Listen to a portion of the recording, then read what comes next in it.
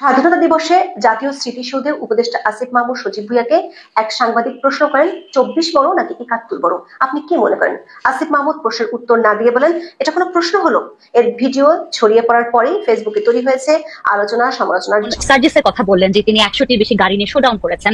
আপা বলেছেন যে উনি নীতিগতভাবে সমর্থন করেন না।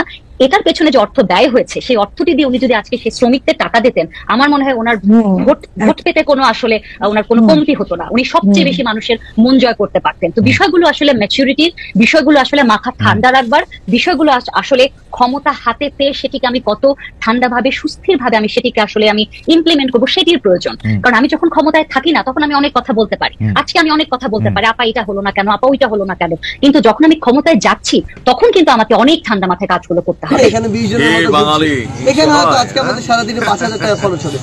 এইটুকু আমরা এখন আমাদের জায়গা থেকে পারিবারিকভাবে ম্যানেজ করতে পারছি না। এগুলো আমি গতকালকে বলেছি, এগুলো এখানে যে অল্প কিছু টাকা খরচ হয়েছিল এই টাকাগুলো আমরা আমাদের জায়গা থেকে পারিবারিকভাবে ম্যানেজ করেছি। আর সত্যি কথা একটা জিনিস বলি, ইফতারের টাকা না পারিবারিকভাবে ম্যানেজ করতে হয়।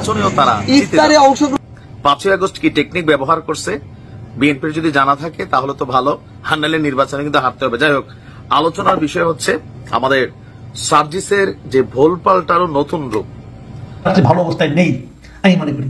এবং স্বরাষ্ট্রমন্ত্রীকে গত কয়েকদিন ধরে দেখছিও না আমরা, প্রধান উপদেষ্টা সেটা নিয়েও কিছু বলেননি। তবে উনি অর্থনীতির কিছু সুফল নিয়ে কথা বলেছেন। আমি শুরু থেকেই বলছিলাম, একদম শুরু থেকে আমি বলছিলাম যে এই সরকার কিন্তু অর্থনৈতিক খাতে ভালো করছেন।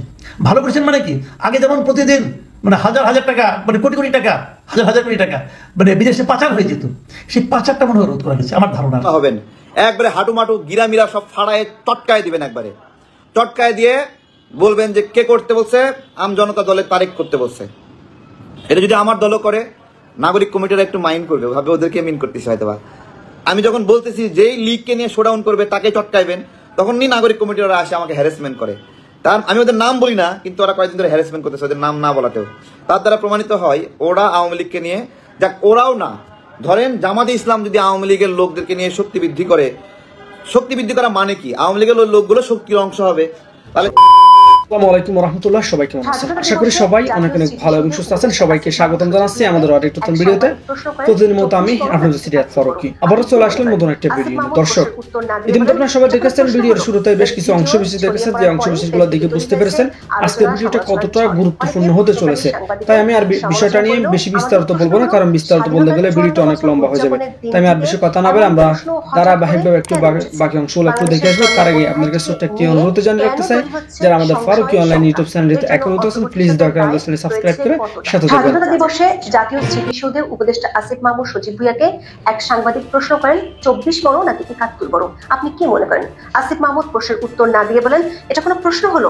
এর ভিডিও ছড়িয়ে পড়ার পরেই ফেসবুকে তৈরি হয়েছে আলোচনা সমালোচনার ঝড়। অনেকে প্রশ্নকারী সাংবাদিকের সমালোচনা করলেও আমাদের প্রশ্ন হলো, স্বাধীনতার 54 বছর উদযাপনের দিনটিতে এমন প্রশ্ন হঠাৎ করে কেন উঠেছে?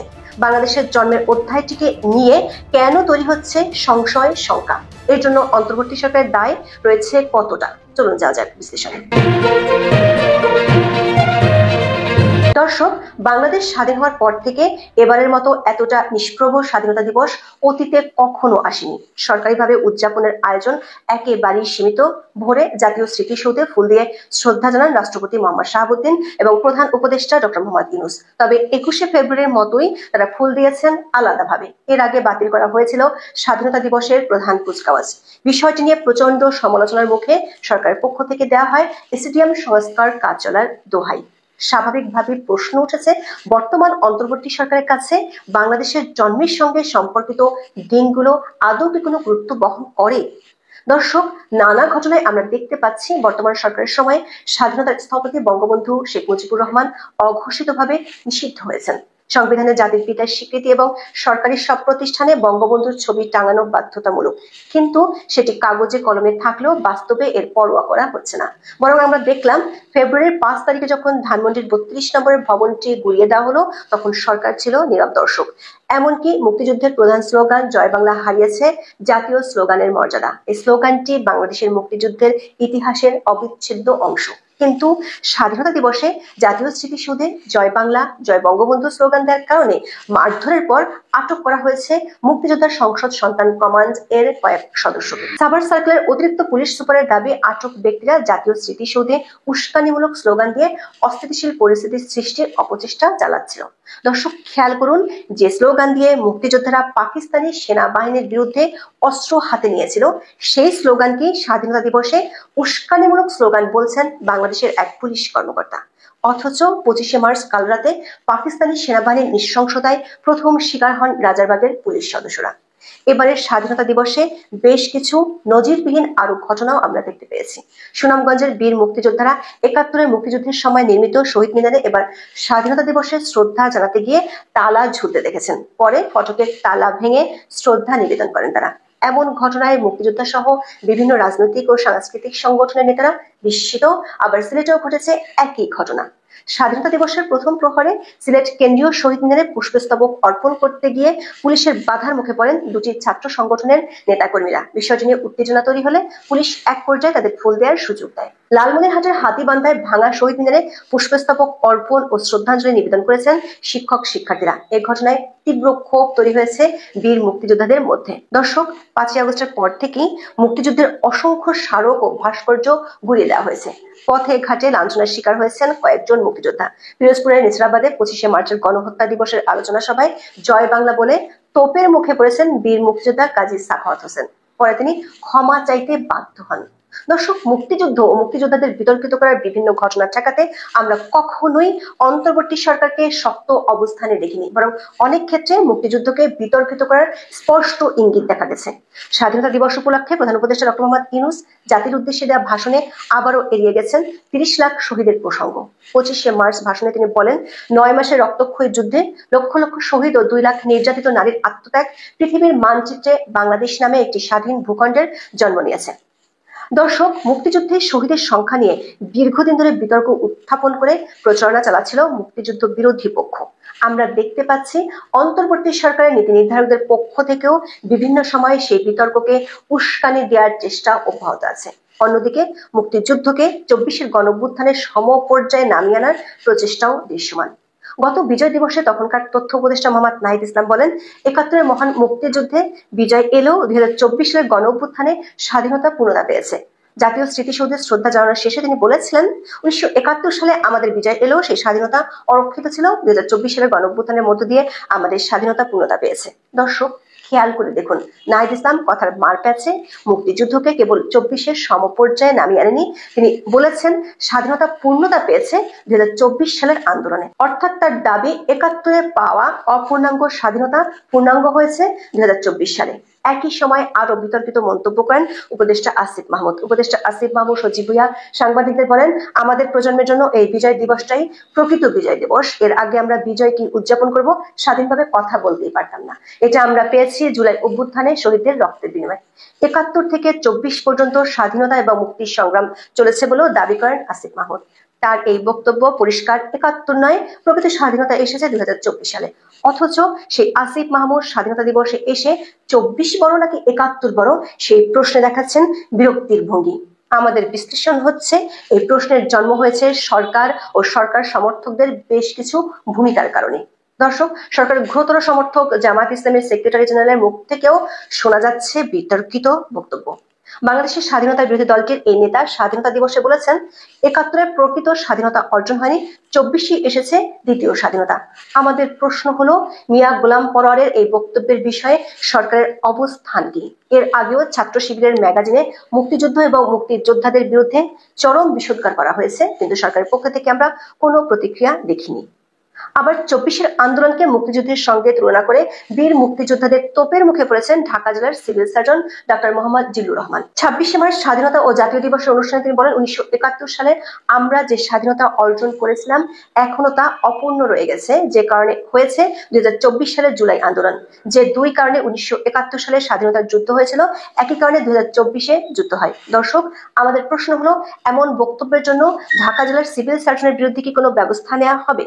আমরা জানি এ ব্যাপারে কোনো পদক্ষেপই নেবে না সরকার, অথচ জয় বাংলা স্লোগান অথবা বঙ্গবন্ধুকে স্মরণ করার সঙ্গে সঙ্গে এরই মধ্যে বেশ কয়েকজন কর্মকর্তার বিরুদ্ধে নেওয়া হয়েছে তাৎক্ষণিক ব্যবস্থা। শেষ স্বাধীনতা দিবসের চিঠিতে বঙ্গবন্ধুর জন্য দোয়ার আহ্বান জানানোয় ওএসডি হয়েছে গাজীপুর সিটি কর্পোরেশনের সচিব। অন্যদিকে বঙ্গবন্ধুকে স্বাধীনতার ঘোষক বলায় ব্রাহ্মণবাড়িয়ার সরাইল উপজেলায় এসি লঞ্চকে প্রত্যাহার করা হয়েছে। এসব কর্মকাণ্ডের মধ্য দিয়ে স্পষ্ট দেখা যাচ্ছে অন্তর্বর্তী সরকারের কাছে ৭১-এর চেয়ে ২৪ই প্রাধান্য পাচ্ছে বেশি।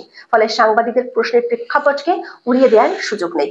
এমনকি বিএনপি মহাসচিব মির্জা ফখরুল ইসলাম আলমগীরের কণ্ঠে আমরা দেখছি একই ধরনের উদ্বেগ। তার সাফ কথা, ৭১ ও ২৪ সমান। এটি মূলত তারা বলেন যারা ১৯৭১ সালে মুক্তিযুদ্ধ করেনি, উল্টো ৭১-এর হত্যাযজ্ঞে সহযোগিতা করেছেন। তাদের কেউ কেউ এখন গলা উঁচিয়ে বলার চেষ্টা করছে যে ৭১-এ কিছু হয়নি। কিছু কিছু দল বোঝানোর চেষ্টা করছে মুক্তিযুদ্ধ কোনো ঘটনাই ছিল না। আজ এ পর্যন্ত। সবাই ভালো থাকুন, সুস্থ থাকুন, নিরাপদে থাকুন। দেখা হবে আগামী পর্বে। যেমন সার্জিসের কথা বললেন যে তিনি ১০০টির বেশি গাড়ি নিয়ে শোডাউন করেছেন। আপা বলেছেন যে উনি নীতিগতভাবে সমর্থন করেন না। এটার পেছনে যে অর্থ ব্যয় হয়েছে সেই অর্থটি দিয়ে উনি যদি আজকে সেই শ্রমিকদের টাকা দিতেন, আমার মনে হয় ওনার ভোট পেতে কোনো আসলে ওনার কোনো কমতি হতো না। উনি সবচেয়ে বেশি মানুষের মন জয় করতে পারতেন। তো বিষয়গুলো আসলে ম্যাচুরিটির, বিষয়গুলো আসলে মাথা ঠান্ডা রাখবার, বিষয়গুলো আসলে ক্ষমতা হাতে পেয়ে সেটিকে আমি কত ঠান্ডাভাবে সুস্থির ভাবে আমি সেটিকে আসলে আমি ইমপ্লিমেন্ট করবো সেটির প্রয়োজন। কারণ আমি যখন ক্ষমতায় থাকি না তখন আমি অনেক কথা বলতে পারি। আজকে আমি অনেক কথা বলতে পারি, আপা এটা হলো না কেন, আপা ওইটা হলো না কেন, কিন্তু যখন আমি ক্ষমতায় যাচ্ছি তখন কিন্তু আমাকে অনেক ঠান্ডা মাথায় কাজগুলো করতে হবে, যেটির একটি আমার কাছে মনে হচ্ছে একটু অভাব রয়েছে। আরেকটি বিষয় আমি একটু বলতেই চাই যে ট্যাগের যে রাজনীতি, আগে যখন আপনারা দেখবেন ১৬ বছর ধরে আমরা একটি ট্যাগের রাজনীতি দেখেছি, কিছু হলে কেউ একজন জামাত হয়ে যাচ্ছে, কিছু একজন হলে কেউ একজন স্বাধীনতা বিরোধী হয়ে যাচ্ছে। এখন আবার দেখবেন উল্টোটা, কোনো কিছু হলেই আওয়ামী লীগ করছে, আওয়ামী লীগের দোসর করছে। সরকারের একটি কোনো মন্তব্য করলে হয়তো বলা হচ্ছে আচ্ছা তিনি তো বোধহয় আওয়ামী লীগের দোসর, উনি হয়তো বা টাকা খেয়েছেন। বা ধরেন ছাত্রলীগ যদি কোনো একটা আমরা মনে করতাম যেটা ইনডেমনিটি আছে, তাদের একটু অজানা অদৃশ্য ইনডেমনিটি আছে, তারা যাই করবে না কেন তাদের হয়তো বা কিছু হবে না। এখন কি আসলে সেটির জায়গায় কি এই ছাত্র জনতা, তৌহিদি জনতা এই বিষয়গুলো প্রতিস্থাপিত হচ্ছে কিনা? কারণ আপনি দেখবেন যে পুলিশের উপস্থিতিতে মাঝে মাঝে এমন কিছু ঘটনা ঘটে যে তখন সাধারণ মানুষ হিসেবে আমার কিন্তু অনেকটা ভয় লাগে। যে যেমন একজন ব্যক্তি আছেন যিনি লাইব্রেরিতে, ঢাকা বিশ্ববিদ্যালয়ের লাইব্রেরির একজন কর্মচারী, যিনি একজন ছাত্রীকে উত্ত্যক্ত করার জন্য তাকে হাজতে নেওয়া হয়। আপনি দেখবেন থানার ভেতরে ৫ ঘন্টা, ৬ ঘন্টা, ৭ ঘন্টা ধরে লাইভ হয়েছে। আপনি আমাকে বলেন এটা কি কোনো, মানে এটা দেখে আপনার মনে হবে আমি কি কোনো সিনেমা দেখছি নাকি এটা আসলেই হচ্ছে, এটা কি আসলেই ঘটছে? মানে এটা কি সম্ভব? তারা লাইভ করছে, তার ইন্টারভিউ নিচ্ছে, আপনি বলেন হ্যাঁ আমি এই করেছি, আমি ওই করেছি। এটা তো আসলে একটা থানায় তো এই ধরনের ঘটনা আসলে ঘটাটা খুবই আমাদের জন্য অ্যালার্মিং। যে তাহলে পুলিশ তাহলে আসলে কি করছিল? আমার মনে হয় যে ওয়ারা এই প্রশ্নগুলি ফরিদা আপাকেই করেছে। যে ফরিদা আপা এটা একটু মন্তব্য করবেন? আমি একটু মন্তব্য করতে চাই। আমি বিশেষ করে শেষের যে ঘটনাটার কথা বললেন যে একটা মেয়েকে উত্ত্যক্ত করার পর যখন নাকি থানায় নিয়ে গেছে, এরা এই যে সো কল্ড তৌহিদি জনতা, এগুলো মানে একেবারে মাস্তানি এগুলো জনতা, এগুলো যে সহ্য করেছে, আমরা কিন্তু এটা মানে ইন্টারনালি এটা অনেক প্রশ্ন তুলেছি। এগুলো অনেকে আমরা সহ্য করতে পারিনি, আমরা নিজেরাই ইয়ে করতে পারিনি। এখন তারা নাকি আজকে শুনলাম যে তারা নিজেদের নাম তৌহিদি জনতা থেকে ওলামা জনতা করছে। কিন্তু যত কিছু করুক, এই যে তারা কিছু সুযোগ নিচ্ছে, এই যে এই সময় মানে ধরেন আওয়ামী লীগ চলে গেছে, তারা ধরেন আমরা আগে বলতাম যে মানে ইয়েরা ধর্ম নিরপেক্ষ বা ইয়েরা বেশি জায়গা করে নিচ্ছে, এসব ধর্ম মানছে না। কিন্তু এখন ধর্ম মানার কথা বলে অনেক ওলেমা নামধারী, আমি তাদের ওলামাও বলতে চাই না, তারা নারীদের বিরুদ্ধে এবং জনগণের বিরুদ্ধে যে অবস্থান নিচ্ছে, আমি একদম পরিষ্কার কথা বলছি যে এটা আমি তো ব্যক্তিগতভাবে কোনোভাবেই গ্রহণ করি না, প্রতিবাদ জানাই, এবং সরকারও আমরা এটা ইন্টারনালি অনেক করছে। হ্যাঁ, এটা আমি ওয়ারাকে বলবো যে এই দুর্বলতা যে আছে এটা মেনে নিচ্ছে। কারণ এটা আমাদের যেটা অনেক সময় বলা হয় যে যদি বেশি, বিশেষ করে শ্রমিক আন্দোলনের সময় আমাদের কথা হচ্ছিল যে আমরা বলছি যে রাস্তাঘাট বন্ধ করে দিলে এটা জনগণের ইয়ে হয়, মানে ভোগান্তি হয়, সেরকম করা যাবে না। বলতে গিয়ে আমরা যা করি সেটা আবার হয় কি যে শ্রমিকের উপর অত্যাচার হয়, শ্রমিকের উপর অত্যাচার হয়। তো সেজন্য আমরা ওটা করতে চাই না। তো সেজন্য এখন মাঝে মাঝে অ্যাকশন নিতে গিয়ে এরকম হয়, যেটা আসলে ক্ষমতার মানে ডেফিনিশনের মধ্যেই আছে আমার মনে হয়। ওরা তো নিশ্চয়ই অপরাধ বিজ্ঞান পড়েছেন, তা আরো ভালো বলতে পারবেন। আমি সরকারে থাকলেও আমি এটা বলবো যে ক্ষমতার প্রয়োগ যখন একটা সিস্টেমের অংশ হয়ে যায়, সেখানে এক ধরনের অবিচার হয়ে যায়। এটা আমি আপনাকে পেয়েছি যখন আমি আপনাকে সরাসরি মানে ওয়ারাও বলেছেন, কিন্তু আমি একটু সরাসরি প্রশ্ন করি যে ব্যাপারটা কি এরকম যে আসলে আপনাদের তো আসলে এইখানে আসার, আপনারা যে জোর করে এসেছেন বা আপনারা যে অনেকদিন থেকে যেতে চান সেরকম কোনো ইচ্ছা আপনাদের কখনোই আমি একটা জিনিস ওয়ারার প্রথম কথা একটু আসি। ওয়ারা যে বললে যে নির্বাচিত সরকার, ইভেন আপনিও বলেছেন যে নির্বাচিত সরকার বনাম আমরা, আমি মনে করি যে নির্বাচিত সরকার হলে এটা ঠিক যে তাদের ভোটারদের ব্যাপারটা একটা থাকে, আমাদেরকে অনির্বাচিত বলাটা আবার আমি মানতে রাজি না। কারণ আমরা একটা গণ অভ্যুত্থানের পরে, আমরা বিপ্লবী সরকার হতে পারিনি, কিন্তু একটা গণ অভ্যুত্থানের পরের সরকার, যেটাতে আমাদেরকে যারা বসিয়েছেন এটা আমাদের ইচ্ছাকৃতভাবে আমরা আসিনি। ছাত্ররা যারা আন্দোলন করেছেন তারা আমাদেরকে যখন বসিয়েছেন তাদের নির্বাচনে আমরা, আপনারা বরং বাইবেলের সে চোজেন ওয়ান, আপনারা কিন্তু কথা হলো যে না, এটাতে আমি হাসতে চাই না, এই জন্য যে আমরা অনির্বাচিত মানে নির্বাচনের প্রসঙ্গটা যে গণতন্ত্রের প্রশ্নে আসে বারবার, যে নির্বাচন করলে গণতান্ত্রিক বা গণতন্ত্র রক্ষা হবে, এটা থেকে বেরিয়ে এসে একটু যদি আমরা রাজনীতি করার কথা বলি এবং গণতন্ত্র প্রতিষ্ঠার কথা বলি, তাহলে আমাদের ভূমিকাটা, আমাদের দায়বদ্ধতা পুরাটা গণ আন্দোলনের, গণ অভ্যুত্থানের অংশগ্রহণকারী সকল জনগোষ্ঠীর জন্য। আমাদের অনেক বড়। আমি একটু আমার কেসটা বলি। আমরা দেখেছি যে এইখানে গণতন্ত্রের নামে যারা সোকল নির্বাচিতও ছিল, আমি যদি 2001 থেকে 6 বিএনপি কে বলি, 96 থেকে 2001 পর্যন্ত আওয়ামী লীগ সরকারকে বলি, 2008 থেকে 13 আওয়ামী লীগ সরকারকে বলি, যারা নির্বাচিত ছিল তারা একটা পপুলিস্ট জায়গা থেকে আসলে বলে যে গণতান্ত্রিকভাবে তাদের এটা চাইতেছে, সেই জন্য তারা এটা করতে বাধ্য হচ্ছে বা তারা এটা করতে পারছে না, একটা জায়গা বলে। কিন্তু আমি গণতন্ত্রের চর্চা হিসেবে বুঝি আপনি সবচেয়ে ভালনারেবল অংশকে আপনি রক্ষা করবেন, আপনি পপুলিস্ট জায়গা থেকে মানে ন্যায়কে বাধা দিবেন না। কারণ আমরা অনেকেই গণতন্ত্র বলতে বুঝি আমাকে লাইনে দাঁড়াইতে হবে না, আমি একটা স্পেশাল কাজ করতে পারবো, সেই জায়গা থেকে সেইটার ক্ষেত্রে আপনাদের তো ওই অসুবিধা থাকার কথা না, যেটা আসলে সোকল নির্বাচিত এদের থাকে যে না আমরা তো পরের বছরকে ভোট চাইতে হবে, আমার একটা ভোট ব্যাংক লাগবে, কিন্তু আপনারাও যেন পপুলিস্ট জায়গাতেই আটকে থাকেন, সেরকম হয় কিনা? না, এটা তো কিছুটা তো হয়ে যায়, এটা একেবারে অস্বীকার করা যাবে না। কিন্তু আমি একটু বলতে চাই যে আমরা কি গত 15 বছর নির্বাচন বলেও কি কিছু ছিল, গণতন্ত্র বলে তো কিছু ছিল না। কাজে ফ্যাসিবাদের যে একটা সময় পার করে আমরা এসেছি, এতে কিন্তু অনেক কিছু গুলিয়ে গেছে, মানে কার কি ভূমিকা কি। আমি এই জন্য বলছি যে আমরা এক একজন এক একভাবে হয়তো দেখছি, আমাদের উপদেষ্টা পরিষদ নিয়ে গঠিত যে সরকার, তার মধ্যেও হয়তো আমরা অনেকে অনেকভাবে দেখছি। একটা যেটা হয় কি, আমরা পপুলিস্ট দেখতে গিয়ে আমাদেরকে দ্রব্যমূল্যের কথাটা আগে ভাবতে হয়, আমাদেরকে যেমন শ্রমিকদের কথাটা আগে ভাবতে হয়, যে আমরা প্রচুর তর্ক করি যে শ্রমিকের কেন বেতন দেওয়া হবে না, বেক্সিমকোর কারণে প্রচুর শ্রমিকরা পাচ্ছে না, ওরা টাকা পাচার করে দিচ্ছে, মালিকরা টাকা পাচার করে দিচ্ছে, কিন্তু শ্রমিকের বেতন দেবে না। এই যে ঘটনাগুলো ঘটছে, কারণ ফ্যাসিবাদ কিন্তু এখনো পুরোটা যায়নি, তো এটা তো আমাদের মনে রাখতে হবে। না, আমরা কি ফ্যাসিবাদের আড়ালটা নিতে পারবো যখন আমরা দেখবো যে নতুন রাজনৈতিক দলগুলো সেই পুরনো ব্যবসায়ী সম্প্রদায় থেকেই টাকা নিচ্ছে, তাদের নাম গোপন করছে? আপনি কি তাদের আর কোনোদিন বিচার করতে পারবেন না? তো না, সেটা হলো সবচেয়ে দুঃখজনক। আমি একেবারে আজকে খোলামেলা ভাবে দুঃখ প্রকাশ করছি এবং এমনকি নিন্দা জানাচ্ছি যে সেই কর্পোরেট গ্রুপের কাছ থেকে যারা ভূমিদস্যু, যারা নারী হত্যাকারী, নারী ধর্ষণকারী, যারা জনগণের এত মানে ভোগান্তির কারণ, তাদের কাছে যারা টাকা নেয় তারা কোনো মতে জনগণের বন্ধু হতে পারবে। এদেশের মানুষ একটা বড় জুলুম থেকে বাঁচার জন্য এই গণ অভ্যুত্থানে অংশ নিয়েছিল। এই জুলুমটা অনেকে বলছে ভোটাধিকার, অনেকে বলছে ক্ষমতা, এইরকম একটা ন্যারেটিভ, কিন্তু জনগণ যে জন্য নামছে, প্রত্যেকটা মহল্লায় আওয়ামী সন্ত্রাসীরা এলাকার মানুষদেরকে নিপীড়ন করত। একটা ইউনিয়নের চেয়ারম্যান, আওয়ামী লীগ নেতা, মেম্বার, কমিশনার, তারা এইখানে নিপীড়ন করতো মানুষের উপরে। মানুষ খেপলো, যখন তার নিজের উপরে আঘাতটা আসতেছে তখন সবাই মিলে বলতেছে চল একসাথে নামিয়ে এদেরকে প্রতিহত করি। সেই চিন্তা থেকে আমার মহল্লার মানুষ, আপনার মহল্লার মানুষ, তারা সবাই এই যে প্রতিহত করলো, এই প্রতিহত করে ফেললাম আমরা সবাই মিলে। শেখ হাসিনার পতন হলো, সবাই একটা দীর্ঘশ্বাস ফেললাম, যাক আল্লাহ আমাদেরকে মুক্তি দিছে। আওয়ামী লীগ আত্মগোপন করলো, কিন্তু সময় যাচ্ছে, এই আওয়ামী লীগ নেতারা ঘর থেকে ধীরে ধীরে বের করছে। আমার প্রশ্ন হলো, এদেরকে বের করছে কারা বের করছে?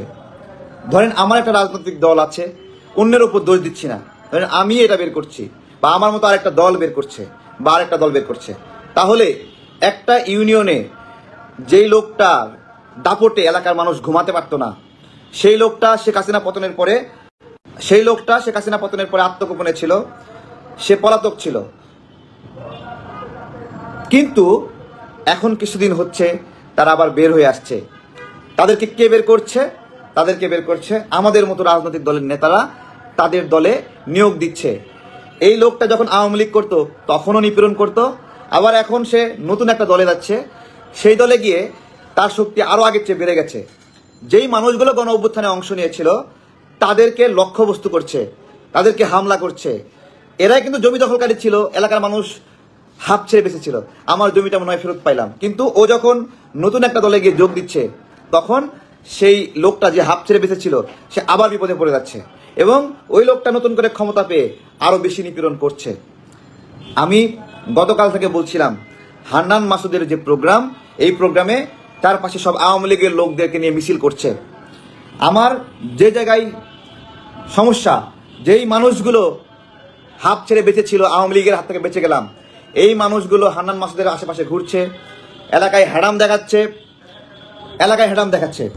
দেখেন, এই রাজনৈতিক ময়দানে যারা রাজনৈতিক লড়াই করে, আওয়ামী লীগ বিএনপি সবাই 16 বছর ধরে আওয়ামী লীগ ক্ষমতার বাইরে ছিল, তারা নিপীড়ন করেছে বিএনপির লোকদেরকে, জামাতের লোকদেরকে। এরা এসে নতুন করে নাগরিক কমিটিতে যুক্ত হয়ে আবার ক্ষমতাশালী হচ্ছে। যারা নিপীড়িত হয়েছে বিএনপির জামাতের, তাদেরকে আবার চ্যালেঞ্জ করছে নাগরিক কমিটিতে ঢুইকা এলাকায় এলাকায় এই আওয়ামী লীগের দোসররা। আমি এই জন্য বলেছিলাম যেইখানেই দেখবেন আওয়ামী লীগ সেইখানে ঠ্যাঙ্গাবেন। যেই দল আওয়ামী লীগকে সাথে করে নিয়ে শক্তি বৃদ্ধি করবে ওই দলের উপরে সঙ্গে সঙ্গে হামলা করবেন। যেই প্রোগ্রামে কোনো একটা দল লোকবল বৃদ্ধির জন্য আওয়ামী লীগের লোকদেরকে ঢুকায় লোক দেখাবে, অনেক লোক, হাজার হাজার লোক, সঙ্গে সঙ্গে হামলা হবেন। একবারে হাঁটুমাটু গিরামিরা সব ফাড়ায় চটকায় দিবেন, একবারে চটকায় দিয়ে বলবেন যে কে করতে বলছে, জনতা দলের তারেক করতে বলছে। এটা যদি আমার দলও করে, নাগরিক কমিটিরা একটু মাইন্ড করবে, ভাবে ওদেরকে মিন করতেছে হয়তোবা। আমি যখন বলতেছি যেই লীগকে নিয়ে শোডাউন করবে তাকে চটকাইবেন, তখন নাগরিক কমিটিরা আসে আমাকে হ্যারাসমেন্ট করে। তার আমি ওদের নাম বলি না, কিন্তু ওরা কয়েকদিন ধরে হ্যারাসমেন্ট করতেছে, ওদের নাম না বলাতেও। তার দ্বারা প্রমাণিত হয় ওরা আওয়ামী লীগকে নিয়ে, যাক ওরাও না, ধরেন জামাতে ইসলাম যদি আওয়ামী লীগের লোকদেরকে নিয়ে শক্তি বৃদ্ধি করে, শক্তি বৃদ্ধি করা মানে কি? আওয়ামী লীগের লোকগুলো শক্তির অংশ হবে। তাহলে যারা এতদিন নিপীড়িত হয়েছে ওদের বিরুদ্ধে আওয়ামী লীগকে নিয়ে চ্যালেঞ্জ করছে, যারা এতদিন ক্ষমতার বাইরে ছিল ওদের বিরুদ্ধে আওয়ামী লীগকে সাথে করে নিয়ে শোডাউন দিচ্ছে, আওয়ামী লীগ শক্তি পাচ্ছে। এই ধরনের ঘটনা দেখলেই যেখানেই দেখবেন প্রোগ্রাম হচ্ছে, ডিরেক্ট অ্যাকশন হবে ওখানে। আওয়ামী লীগকে যদি প্রোগ্রামের ভিতরে ঢোকে ওই প্রোগ্রামই ভন্ডুল করে দিবেন, একবারে কোনো কথা নাই। যেই হোক, যদি বিএনপির লোকেরা করে তাহলে সবাই এলাকাবাসী এক জায়গায় হয়ে বিএনপির উপরে আপনারা ব্যবস্থা নেবেন, জামাত করলে জামাতের বিরুদ্ধে ব্যবস্থা নেবেন, আর যদি নাগরিক কমিটি করে তাহলে ডবল ব্যবস্থা নেবেন। নাগরিক কমিটি কেমন ডবল ব্যবস্থা নেবেন? কারণ এরা আওয়ামী লীগ নিষিদ্ধ আরো জোর গলায় বলছে, একদিকে আওয়ামী লীগ নিষিদ্ধ বলছে আর একদিকে সব আওয়ামী লীগের লোকদেরকে নিয়ে শোডাউন দিছে। আমার জীবন নিরাপদ জীবন যে অনিরাপদ করে তুলবে তাকে ঠ্যাঙ্গাতে আমরা পিছপা হব না। সবাইকে এই অনুরোধ, সবাইকে, কোনো সিম্প্যাথি নাই। দেখেন, আমি আপনাদেরকে একটা ইকুয়েশন দেই। আওয়ামী লীগ আজকে আওয়ামী লীগের ব্যানারে কোথাও নামতে পারে না, কি করে? একটা মিছিল বের করে 2 মিনিটের বের করে 3 দিকে 10 জন ভোঁ দৌড়, আতঙ্কে আছে। কিন্তু এই লোকটা যখন নাগরিক কমিটিতে যায় জয়েন করতেছে তখন সে বুক থাপড়ায় স্লোগান দিচ্ছে এলাকার ভিতরে। তার স্লোগান দিচ্ছে এটা গুরুত্বপূর্ণ না, ও এলাকার ভিতরে আতঙ্ক তৈরি করতেছে যে ওকে কেউ কিছু করতে পারলো না, এটা গুরুত্বপূর্ণ বিষয়। আমার চিন্তা ও দর্শনগুলো আপনারা বোঝার চেষ্টা করেন। আওয়ামী লীগ যেই প্রোগ্রামে থাকবে ওই প্রোগ্রামই করতে দেবেন, একবার মাটির সঙ্গে মিশিয়ে দেবেন প্রোগ্রাম। মনে থাকবে, ভালো থাকবেন, বিদায় নিচ্ছি, আসসালামু আলাইকুম। বন্ধুরা মনে রাখবা কিন্তু সবাই, আমার সমবয়সী যে বন্ধুরা আছে তাদেরকে এই কাজটা করতে হবে। যুবকদের দায়িত্ব এটা, ঠ্যাঙ্গানোর কাজ যুবকদের। যুবকরা ঠ্যাঙ্গাবে আর বুড়োরা সান্ত্বনা দেবে, ঠিক আছে? এটা হলো স্টাইল, ঠিক আছে? ঠ্যাঙ্গাবেন আবার ঠ্যাঙ্গায় বলবেন নিন্দা জানাই। মনে থাকবে, আওয়ামী লীগের সাথে করে নিয়ে যেই শক্তি প্রদর্শন করবে তার বিরুদ্ধে শক্তি প্রদর্শন করবি বেটা। এই আমরা কষ্ট করছি রাজনৈতিক ময়দানে, আমরা থাকবো, আমরা সংসদে যাব, আমরা ত্যাগ স্বীকার করছি, গুলিবিদ্ধ হয়েছি, জেল খাটছি। তুমি আজকে আওয়ামী লীগকে নিয়ে শক্তি বৃদ্ধি করে শোডাউন দিয়া আওয়ামী লীগকে ক্ষমতায়ন করবা, আওয়ামী লীগের সন্ত্রাসীকে এলাকায় যায় আবার নতুন করে মেম্বার বানাবা, কাউন্সিলর বানাবা, কমিশনার বানাবা, মার একটাও মাটিতে পড়বে না। সোজা হিসাব। ভালো থাকবেন, আসসালামু আলাইকুম। শেয়ার করে দিবেন সবাই। 5টা ভ্যান নিয়ে এখানে 20 জনের মতো বাঙালি এখানে হয়তো আজকে আমাদের সারাদিনে 5000 টাকা খরচ হবে। এইটুকু আমরা এখন আমাদের জায়গা থেকে পারিবারিকভাবে ম্যানেজ করতে পারছি না। এগুলো আমি গতকালকে বলেছি, এগুলো এখানে যে অল্প কিছু টাকা খরচ হয়েছিল এই টাকাগুলো আমরা আমাদের জায়গা থেকে পারিবারিকভাবে ম্যানেজ করেছি। আর সত্যি কথা একটা জিনিস বলি, ইফতারের টাকা না পারিবারিকভাবে ম্যানেজ করতে হয়। ইফতারে অংশগ্রহণ 5ই আগস্ট কি টেকনিক ব্যবহার করছে বিএনপির যদি জানা থাকে তাহলে তো ভালো, আর নাহলে নির্বাচনে কিন্তু হারতে হবে। যাই হোক, আলোচনার বিষয় হচ্ছে আমাদের সার্জিসের যে ভোল পাল্টারও নতুন রূপ। 100 গাড়ির শোডাউন নিয়ে একের পর এক বিতর্ক যখন তুঙ্গে, সর্বশেষ পিনাকিদা তিনি একটা পরামর্শ দিয়েছিলেন। সেই পরামর্শের জেরে হোক, জাতির সমালোচনার জেরে হোক, এবার যে যানবাহনটাতে সার্জিস চড়ছিলেন এটার নাম হচ্ছে লোকাল ভাষায় সম্ভবত নসিমো, আমি যদি ভুল না করি, যারা ওই এলাকার আমাকে একটু জানাবেন। 100 গাড়ি শোডাউনের পর এবার জয়পুরহাট এবং পঞ্চগড়ের বিভিন্ন জায়গায় ঈদকে সামনে রেখে আপনার লোকালয়ে মানুষ ফিরছে, আর এই সুযোগটাকে নির্বাচনী প্রচারণার জন্য কাজে লাগাচ্ছে ব্লুটুথ বয় সার্জিস। বাপদাদার কোটি কোটি টাকার সম্পত্তি আছে সেটা আমরা জানি, তবে এবার আমজনতার কাতারে নেমে এসেছে। তবে কেউ কেউ বলছেন যে রুটগুলো দিয়ে তিনি যাবেন, এখানে গাড়ি দিয়ে যাওয়ার সুযোগ নাই, আর সমালোচনার জের ধরে এবার তিনি নসিমনে চড়েই এই কি বলা যায় জনসংযোগ বা নির্বাচনের জন্য যার যে আশু পদক্ষেপ সেটা তিনি নিচ্ছেন। আর এমন দৃশ্য দেখে ফেসবুকে যারা নেটিজনরা আছেন সার্জিসের ভক্ত, তারা বিষয়টাকে ওয়েলকাম জানিয়েছেন, এবং কি যারা সমালোচক ছিলেন তারাও ওয়েলকাম জানিয়েছেন। আমিও ওয়েলকাম জানাই, কারণ এই যে ধরেন এলিট ক্লাসের যে রাজনীতির প্রেক্ষাপট বাংলাদেশে তৈরি হয়েছে সেখান থেকে বের হয়ে আসতে হবে। তবে এই বিষয়টা কতটুকু অন্তরে ধারণ করা আর কতটুকু সমালোচনার মুখে করা, এটা হচ্ছে প্রশ্ন। যে জিনিসটা আমরা প্রথমেই করছি সেটা হচ্ছে আমার নিজস্ব চিন্তা ভাবনা, বিবেক প্রসূত একটা সিদ্ধান্ত। আর যখন এটা নিয়ে আলোচনা সমালোচনা তৈরি হয়ে যাচ্ছে তখন ভুল পাল্টানো রূপটা জাতি আসলে কতটুকু গ্রহণ করবে। তবে সার্জিসের পারিবারিক অর্থনৈতিক ইস্যুটা আমরা ফেসবুকের কল্যাণে বিভিন্ন রকম পোস্ট থেকে দেখেছি, এর মধ্যে গুজবও কিছু আছে, আবার প্রকৃত তথ্যও আছে। বিশেষ করে একটা ভিডিও, তার উপর গেল 7 মাস আগে, মানে এই জুলাই আগস্টের অভ্যুত্থানের পরপরই একটা বক্তব্য দিয়েছিল যে মাঠের রিয়েলিটি বুঝতে হলে সার্জিসের সাথে একদিন কাটানো উচিত, কারণ তাদের মানিব্যাগে টাকা নাই। 2-3 হাজার টাকা হাওলাত করে তারা সবসময় চলে, মানিব্যাগ খুললে 2-3 হাজার টাকা যা পাবেন তাও না। আবার ছাত্রলীগ করার কারণে তাকে গণমাধ্যমে প্রশ্ন করা হয়েছিল যে কেন আপনি ছাত্রলীগ করলেন, তো সার্জিস বলছিল ওই সময় যারা হোস্টেলে থাকতো বাধ্য হয়ে তাদেরকে ছাত্রলীগ করতে হতো। তো মধ্যবিত্ত পরিবার থেকে সে উঠে এসেছে, তার মতন অনেকেই অর্থনৈতিক সংকটের কারণে আপনার হোস্টেলগুলোতে থাকতো, আর হোস্টেলগুলোতে থাকার জন্য তাদেরকে বাধ্যতামূলক ছাত্রলীগ করতে হতো। কিন্তু যখন এই 100 গাড়ির শোডাউন ইস্যু আসলো, যখন সার্জিস বলল যে তার দাদার সামান্য সম্পত্তি বিক্রি করলে একটা ইলেকশন করতে পারবে, বাবা এতটুকু পয়সাওয়ালা, আত্মীয় স্বজন এই লেভেলের পয়সাওয়ালা, তখন মানুষের মধ্যে প্রশ্ন উঠছে যে আসলে সার্জিসের কোন বক্তব্যটা সঠিক। তবে ঘটনা যাই হোক, অনেকগুলো বিতর্কে জড়িয়ে গেছে এই সার্জিস আলম, হাসনাত আব্দুল্লাহ, নাহিদ, আসিফ, নাসিরউদ্দিন পাটোয়ারি। নাসিরউদ্দিন পাটোয়ারি আজকে যে বক্তব্য দিয়েছে, বললাম না যে 5ই আগস্টের টেকনিক ব্যবহার করে ক্ষমতায় যাবে, মানে নানান আলোচনা সমালোচনা চলছে। দেখা যাক আমাদের আগামী নির্বাচনে এটার রেজাল্ট কি আসে। ভালো থাকুন, আসসালামু আলাইকুম। আসসালামু আলাইকুম প্রিয় দর্শক, আমি গতকালের যে কন্টেন্ট আমার ছিল সর্বশেষ, যেটাতে আমি সেনাপ্রধানের বক্তব্য নিয়ে আলোচনা করেছিলাম, তখন আমি বলেছিলাম যে আমি এরপর প্রধান উপদেষ্টার যে ভাষণটা ছিল আমাদের স্বাধীনতা দিবসের প্রাক্কালে দেওয়া ভাষণ, সেটা নিয়ে কিছু কথা বলবো। আজ সেটা নিয়ে কথা বলার জন্যই এই অনুষ্ঠানের অবতারণা। প্রধান উপদেষ্টার যে ভাষণটা উনি দিয়েছেন 25 তারিখ সন্ধ্যায়, সেই ভাষণটা আমার বিবেচনায় মানে আমার কাছে খুব অর্থপূর্ণ ভাষণ মনে হয়েছে। আর এই যাবৎকালে যত ভাষণ ছিল বিভিন্নটা বিভিন্ন প্রক্রিয়ার ছিল, বিভিন্ন আশাবাদের জন্য ছিল। এবারই প্রথম আমার যেন মনে হলো উনি এ পর্যন্ত কি করেছেন অথবা করতে পেরেছেন অথবা কি করতে যাচ্ছেন তার জন্য একটা হিসাব নিকাশ দেওয়া হলো।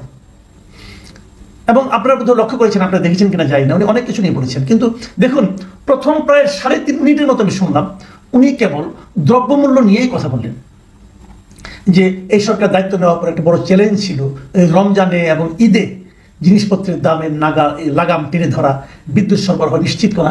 এই যে কথাটা উনি এটা দিয়ে শুরু করেছেন এবং এটা ওনারা ভালোভাবে পেরেছেন এই কথা উল্লেখ করলেন। আমি ওনার এই বক্তব্যের সঙ্গে দ্বিমত পোষণ করবো না। আসলে অনেক বছর পর আমরা দেখলাম যে এবার রোজার মধ্যে মানুষের মধ্যে দ্রব্যমূল্য নিয়ে কোনো ধরনের হাহাকার নেই। আমরা প্রতি বছর দেখি জিনিসপত্রের দাম বেড়ে যায় ঠিক রোজার আসলেই, এবং রোজার সময় মানুষ বেগুনি খায়, বেগুনের দাম বেড়ে যায়। এবং আপনাদের মনে আছে নিশ্চয়ই এটা নিয়ে আমাদের সাবেক প্রধানমন্ত্রী নানা ধরনের মানে ক্যারিকেচার করেছেন, আমি বলবো কিভাবে বেগুনি করতে হবে, কাঁঠাল দিয়ে বেগুনি করতে হবে, মিষ্টি কুমড়া দিয়ে বেগুনি করতে হবে, এসব উদ্ভট সব তত্ত্ব উনি ঝেড়েছেন। তো সেই এইবার কিন্তু বেগুনের দামও বাড়েনি। টমেটোর দাম প্রতিবার আমি দেখেছি ঈদের সময় রোজার মধ্যে 100-150 টাকা কেজি হয়ে যায়। আমি গতকালকে টমেটো দেখলাম 20 টাকা কেজি, মানে চিন্তাই করা যায় না। কিন্তু আমি আমি আমি এটাকে সাফল্য বলবো এই সরকারের, এবং এটা যে সাফল্য এটা কোনো আমার বলার দরকার নাই, সরকার প্রধান নিজেও বুঝতে পেরেছেন যেটা একটা সাফল্য ছিল, এবং এই জন্যই উনি প্রথম 3.5 মিনিটের মতো প্রায় এই সাফল্যের মানে কথাই বলছেন। আমার ভালো লেগেছে। বিদ্যুৎ মোটামুটি ছিল, তারপর লোডশেডিং হতো, বিদ্যুৎ যেত, গ্রামের দিকে আরও যেত, ঢাকা শহরেও আমি যে এলাকা থেকে সেখানেও বিদ্যুৎ আজকেও গিয়েছিল, আমি দেখেছি, কিন্তু এটা অল্প সময়ের জন্য। এটা তেমন এটা সহনীয়, এটা হতেই পারে। বাট গ্যাসে কিন্তু ঝামেলা করেছে। দেখুন, বিদ্যুৎ নিয়ে কথা বলেছেন সাফল্য, বাজার দর নিয়ে বলেছেন সাফল্য, গ্যাস নিয়ে কিন্তু একটা কথা বলেননি, গ্যাস নিয়ে কোনো কথা বলেননি, গ্যাসের ঝামেলা ছিল। আমার কথাটা হলো কি, উনি একজন বড় মানুষ, তাই না, রাষ্ট্রের প্রধান, সরকারের প্রধান ব্যক্তি উনি। তো উনি জনগণের সবগুলো ইস্যুকে টাচ করবেন, এটা আমরা চাই। যেমন সাফল্যের কথা বলবেন, তেমনি ব্যর্থতার কথা বলবেন, যেগুলো পারেননি সেগুলো কেন পারেননি সেটা বলবেন, কিভাবে এই না পারা থেকে উত্তরণ ঘটবে সেটাও বলবেন। আমরা যেগুলো আশা করবো, তাই না। যেমন ধরেন আইন শৃঙ্খলা নিয়ে তেমন কিছু বলেননি, এটা বড় ব্যর্থতা, পারেননি তুমি, কেন পারেননি ওনাকে বুঝতে হবে। যদি কোনো যে ব্যক্তিকে, যেমন ধরেন আপনার বাজার দরে আগে যে ব্যক্তি দায়িত্ব ছিল বাণিজ্য মন্ত্রণালয়ে, উনি ব্যর্থ হয়েছেন, ওনাকে সরিয়ে দিয়ে নতুন একজন বাণিজ্য মন্ত্রণালয়ের উপদেষ্টা নিয়োগ করা হয়েছে। এই ভদ্রলোক প্রথম দিকে আমার বিবেচনায় ভালো করছিলেন না, আমি ওই সময় তার তীব্র সমালোচনাও করেছি, এবং আমি জেনেছি এই সমালোচনা নিয়ে উনি দুঃখিত হয়েছেন, অনেক কিছু বলেছেন, আমাকেও অনেকে বলেছেন, যার কোনো দিন দেখেন। তো তখন সমালোচনা করেছি, এখন কিন্তু প্রশংসা করছি। ওনার সঙ্গে আমার কখনো দেখা হয়নি যে উনি আমাকে প্রভাবিত করেছেন এই জন্য ঘটনা, তা না, আসলে তো তাই হয়েছে। দেখুন, আমি একটা কথা বলি, আমি আগে বলেছি এখনো বলি, আমি মানুষ দেখি না, আমি কাজটা দেখি। এই ভদ্রলোক শুরুতে কাজ ভালো করেননি আমার বিবেচনায়, আমি তার সমালোচনা করেছি। এই ভদ্রলোক এখন ভালো কাজ করছেন, অন্ততপক্ষে এই ক্ষেত্রে বাজার দরের ক্ষেত্রে করছেন, আমি তার প্রশংসা করছি। হিসাব কিন্তু সিম্পল, ব্যক্তি বলে নয়, ওই ব্যক্তিটা আমার কাছে ইম্যাটেরিয়াল, ওটা গুরুত্বপূর্ণ নয় আমার কাছে গুরুত্বপূর্ণ হলো তার কাজটা। কারণ ওই ব্যক্তিটা কে, কেমন, লম্বা কিনা খাটো নাকি ফর্সা না কালো, এটা আমার জন্য গুরুত্বপূর্ণ না, উনি কি কাজ করছেন সেটা ইম্পর্টেন্ট। আমরা আজকে যে সারা দেশে আলোচিত এবং সমালোচিত যে খবরগুলো আছে সেগুলো বেশ কিছু ভিডিও আপনাদের মাঝে তুলে ধরার চেষ্টা করেছি, যেগুলো ভিডিও থেকে আপনাদের মতামত অবশ্যই কমেন্ট করে জানাবেন। এখানে আমাদের ব্যক্তিগত কোনো মতামত নেই, আপনারা ইতিমধ্যে ভিডিওগুলো দেখেছেন, যে ভিডিওগুলো দেখে বুঝতে পেরেছেন আজকে ভিডিওটি কতটুকু গুরুত্বপূর্ণ ছিল। তো অবশ্যই যারা এতক্ষণ পর্যন্ত আমাদের সাথে ছিলেন তাদেরকে অসংখ্য ধন্যবাদ জানিয়ে এখানে শেষ করবো আজকের ভিডিও। ভালো থাকবেন, সুস্থ থাকবেন, আল্লাহ হাফিজ।